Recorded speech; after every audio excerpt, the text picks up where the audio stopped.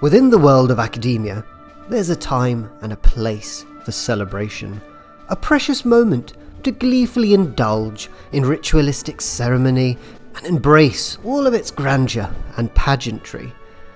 Academics clearly like more than a bit of pomp and circumstance. I mean, just take a look at all of those hats, all of their happy smiling faces, ceremonial gowns, unusual accessories and jewellery. I mean, that's a medallion. That lady's wearing an actual medallion.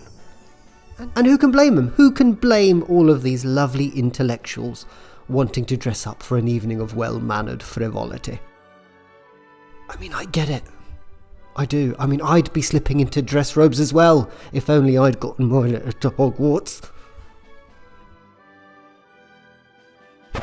Now, here's an observation I'd like to fling in front of you. Have you ever noticed that academics, wizards, and religious types that may or may not be sacrificing a young virgin do dress remarkably similar to one another? It's uncanny. For you see, this particular volume of Oral Oddities begins with the attire of academics. Ceremonial gowns, you see. In fact, very particular ceremonial gowns worn by the faculty of dental surgeons. Remember Miss Medallion? Well, she's the dean of the faculty of dental surgeons. Now take a closer look at the embroidered emblem on her black and red academic gown. Yeah, I mean, you are looking at a chicken with something on its head. It's in fact a cockerel with a human tooth transplanted into its head. Now, why would a bunch of distinguished surgeons be sporting such a bizarre emblem on their gowns? You know, I mean, what? Is it supposed to be like symbolically ironic? Chickens don't actually have teeth.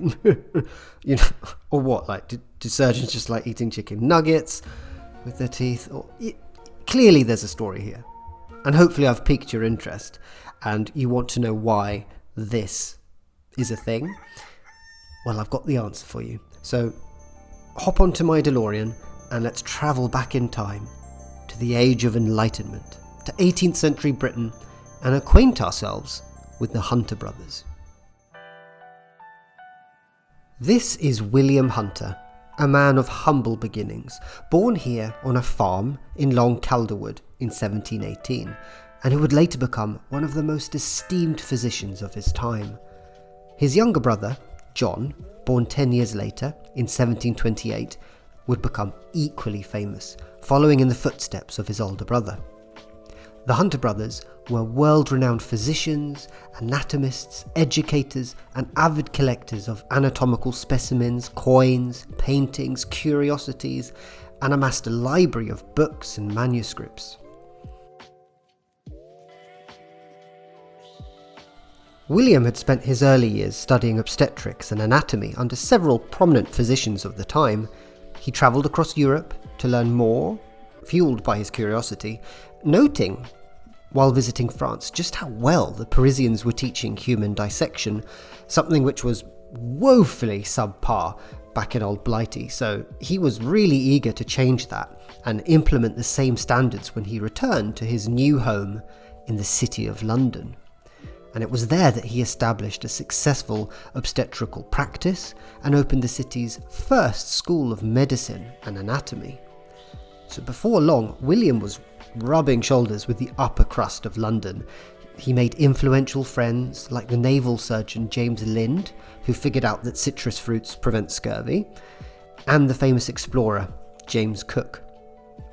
So William had clearly done well for himself. He was wealthy, he was well liked, and by the later stages of his career, he was appointed physician to the royal family.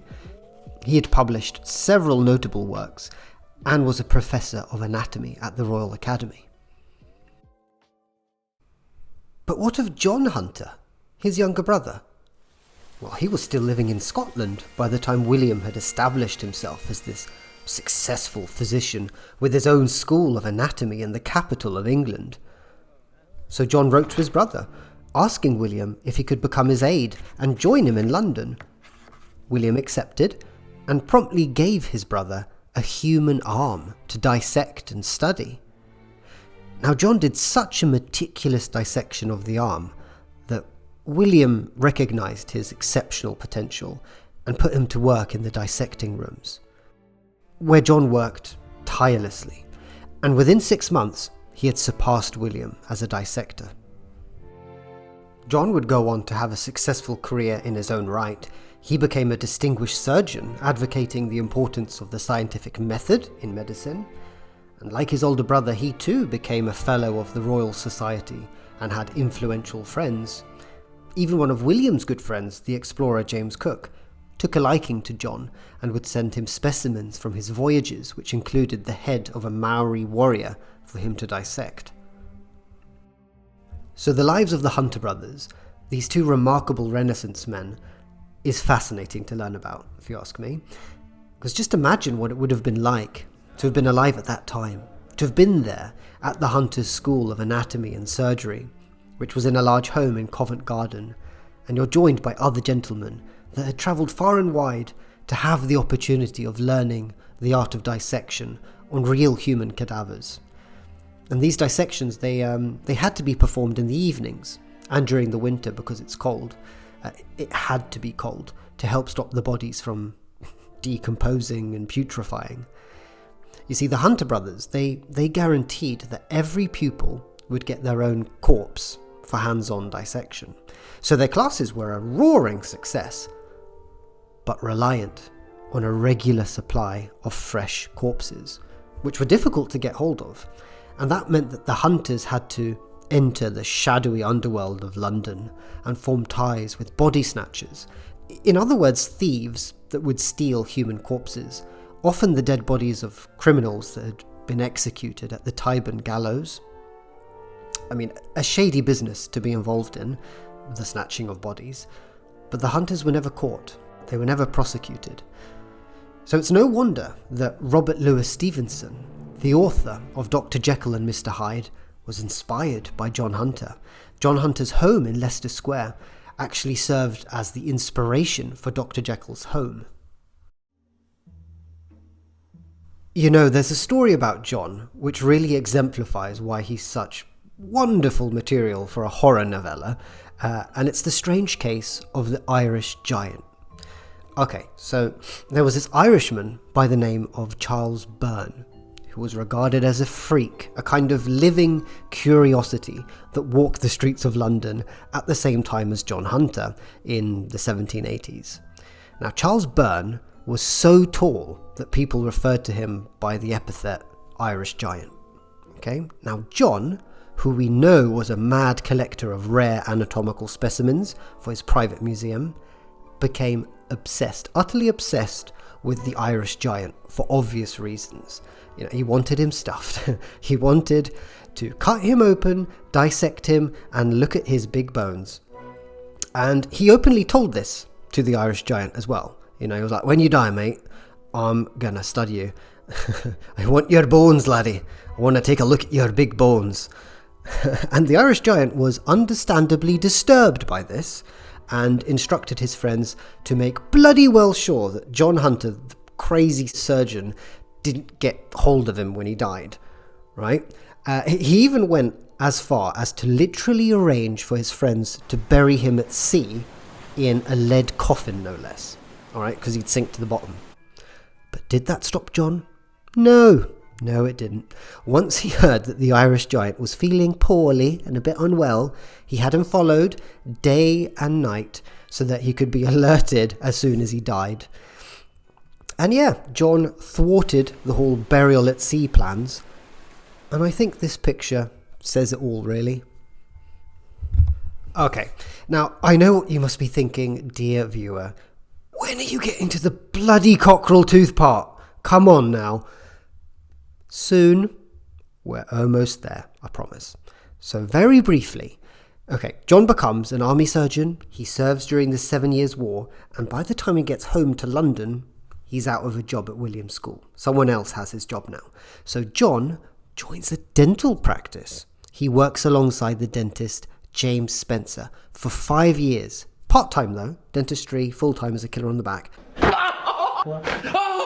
And it was during that time that John began to experiment with transplantation and made some truly insane contributions to dentistry. John wrote 2 treatises within the field of dentistry. His first book, published in 1771, was called The Natural History of the Human Teeth, and it dealt with the structure and development of the teeth. He created a system of classification to describe different types of teeth, referring to them as incisors, cuspids, and bicuspids. Sounds familiar. But he didn't use the term molars. He called molars grinders. There are actually a couple of really interesting instances of dental terminology, slightly medieval sounding. They're words that are no longer used by 21st century dentists. So, for example, a tooth's root was originally called a fang. An abscess was referred to as a gumboil. Lovely bit of language there. Such a shame we don't call it that anymore. So yeah, it's lovely. I mean, I can commune through time reading this book. I'm transported back to a time when dentistry was in its infancy. Anyway, his second book, published in 1778, supplemented the first one, and it was called A Practical Treatise on the Diseases of the Teeth. Now, there is a chapter in the book, chapter 9, called Of Drawing the Teeth, which details the principles of exodontia, i.e. how to pull out teeth.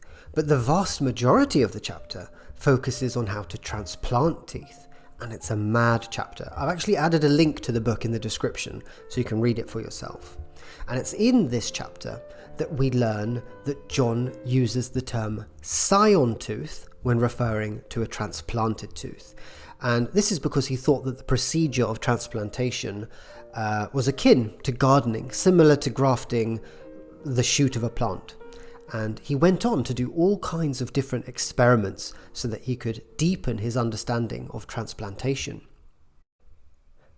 I'd like to read this paragraph from chapter 9, but to put it in context, John had just detailed how living teeth are more preferable for transplantation compared to dead teeth, because a living, vital tooth can integrate and revascularize into the socket. Now, this was something that he had observed in his own experiments conducted on animals. Alright, so John writes, I took a found tooth from a perfan's head. Well, hang on, what? Hold on a second, hold on. Alright, this is actually really interesting, because notice the spelling used here, right? Because it looks like there are typos, doesn't it? Perfan's head. Well, they haven't actually used an F instead of an S. What's going on here? Alright, well, that letter is actually called a medial S, also known as the long S, which was a second form of the lowercase letter s. And this is what written English looked like back then. And the medial S had rules for how it was supposed to be used. The medial S was used at the beginning of a lowercase word or in the middle of a word. Alright, now, if you've ever been to a bar and ordered a Jaeger bomb, Jaeger-bomb. Come on, you cunt.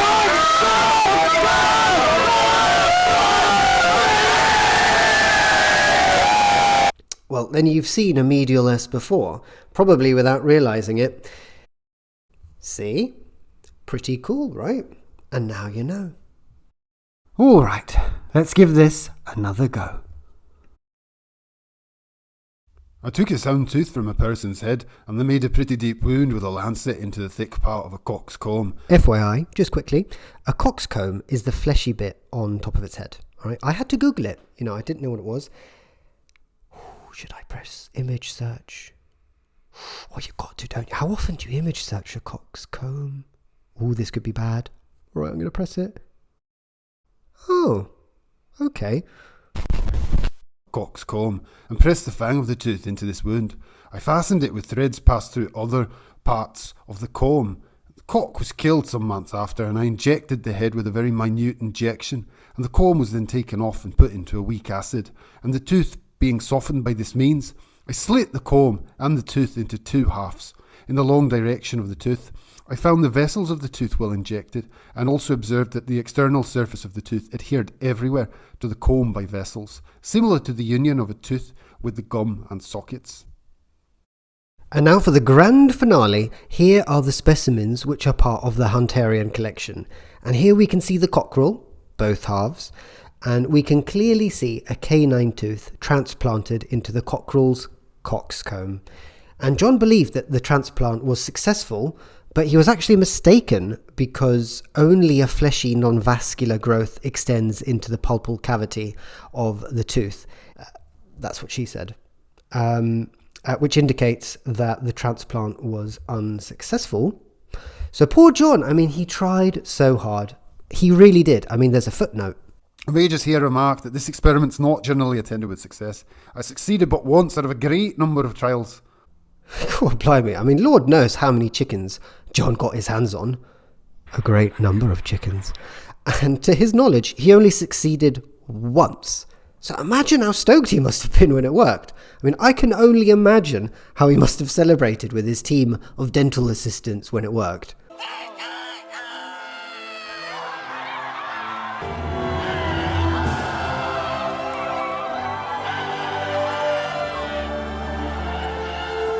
So I think it's time we head back.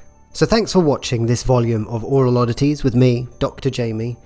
Now you know all about John Hunter's Scion Cuspid and how his endeavours continue to inspire us.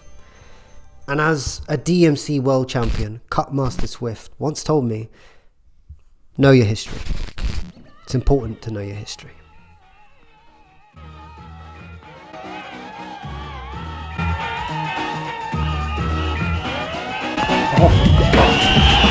God, not hip hop, anything but this bollocks, Jamie. Turn it down. Jamie, I know you can hear me, you ball, turn down the music.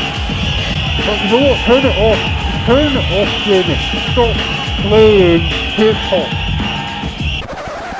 Finally. Aye, that's proper music. What are you looking at? That's you.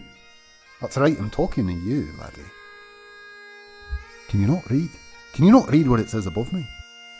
It says like and subscribe to Isle Ivory. Have you liked and subscribed to Isle Ivory? Oh, you haven't? No, you haven't. What, did I transplant your fingers up your ear end or something? You just need to press a button.